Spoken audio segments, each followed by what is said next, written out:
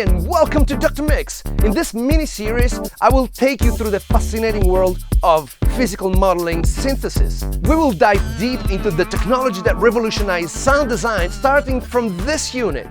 Let's turn it upside down. I could put my hands on a historic Yamaha VL1.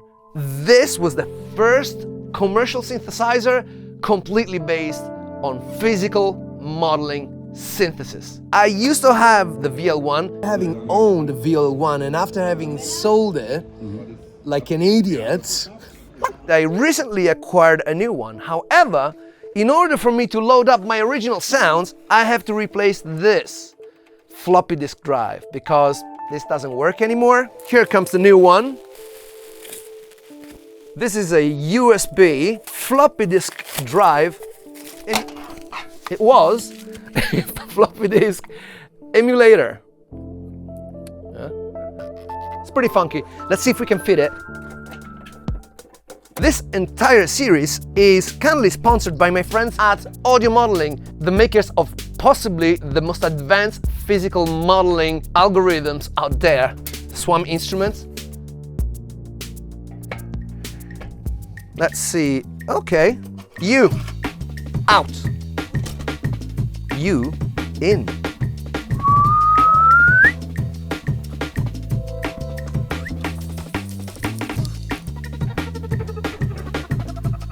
All right. Yeah. First look at it. Put some power into it. Turn on, and the thing turns on. I'll just finish this up, and we're gonna go play it. So let's try. Nope. Disc not formatted. Round 2. Bad disk. Please insert the disk. Now formatting. Error. Error, bad disk. Ooh. It's sort of Disk not ready. 20 minutes later. Here comes Chris to save the day. Yeah, that's the patient. Chris makes also this records, and he is the man who provides these beautiful pieces. Yes. So we're gonna cure it today, right? absolutely. Let's go. Yeah. So you got what, an MDF2. MDF2? I used to have one of these, and right now you've used it to test the drive? Yeah, I just got a test rig because I've got a 24-pin adapter, and the drive there is functional, so now we're going to try the next step. Crazy. 12 seconds later. It turns out that the drive works fine, but my cable is damaged, and we do not have a replacement for that. Moments later. You managed to find my sounds, which is fantastic. Yeah, Shakuhachi finger brace. It's dumping all of the sounds right in there.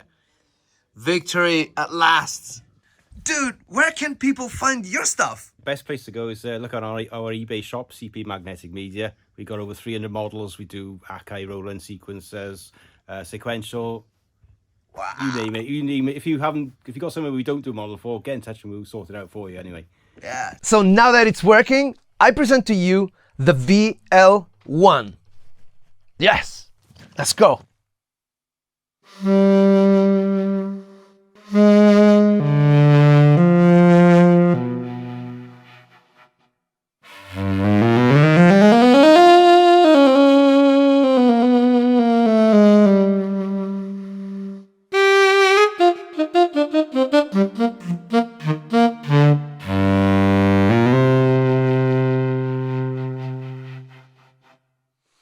Right, you can imagine how this in the early 90s blew people's minds?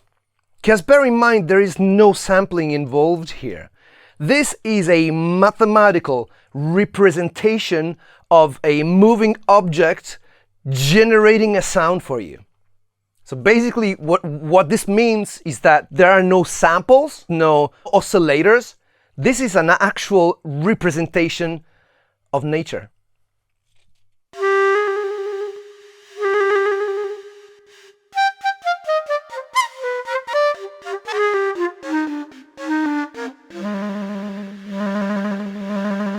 Now, this sound, C-flute, was made by my friend Manny Fernandez, who I recently met again at a dinner at Superbooth.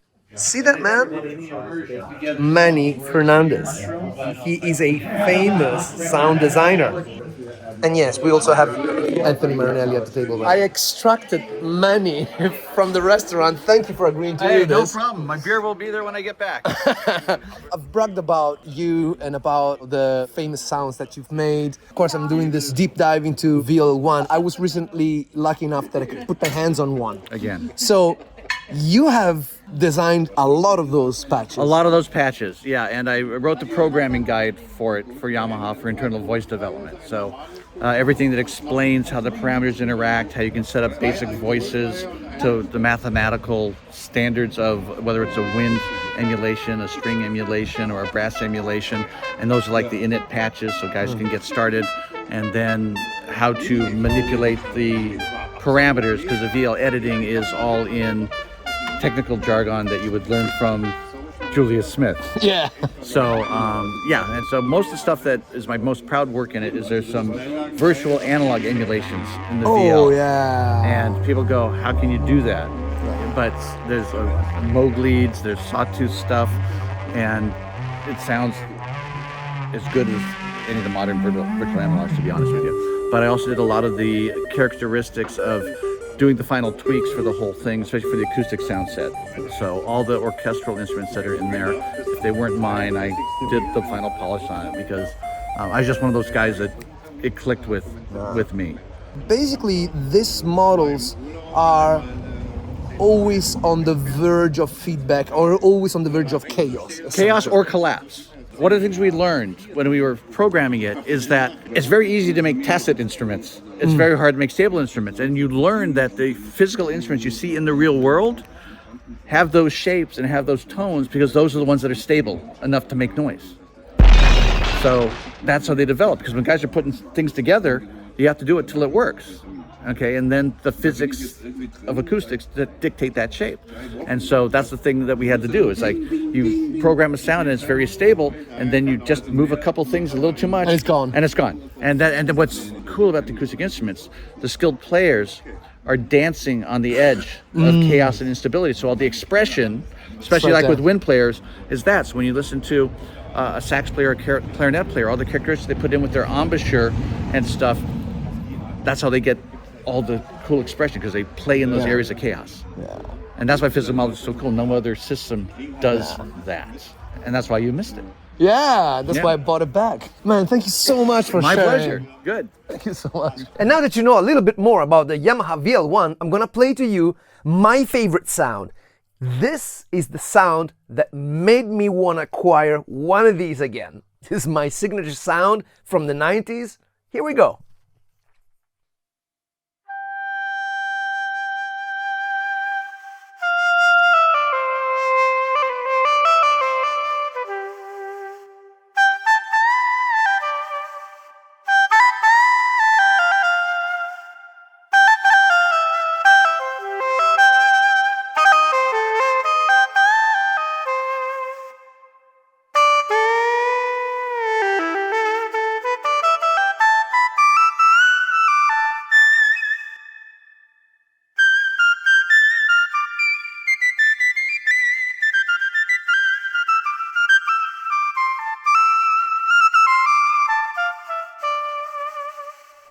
Isn't that beautiful? Yeah, it's called Floboe. What I like about it is that I have an extra control here for brightness.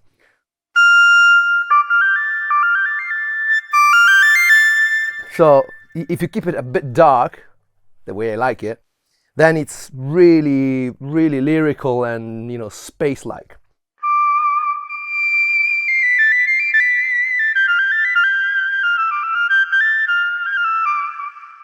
But if you brighten it up, it shows more of the breath of it.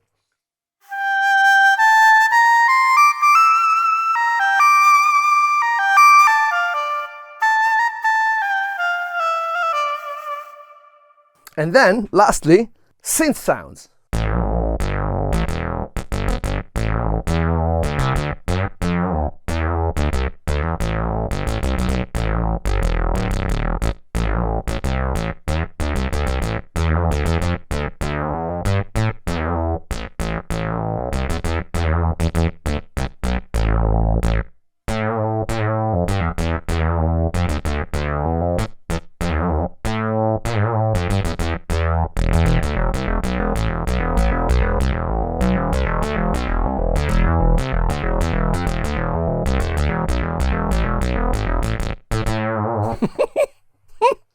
All right, the Shakuhachi. We have to play that.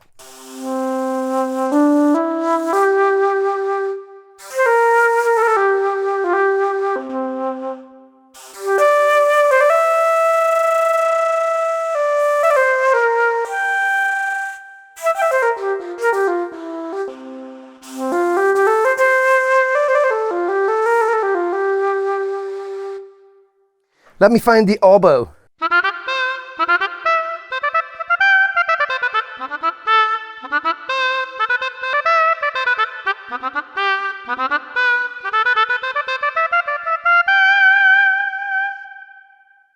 And if you were wondering, I'm using this breath controller made by TEControl. This is an analog breath controller which works perfectly for these older vintage units. The DX7 has the exact same input. Stay tuned for the next episode because I am flying to Palo Alto in the heart of Silicon Valley. I'm gonna speak to Professor Emeritus Julius Smith, who will explain to us the depths of physical modeling. See you then.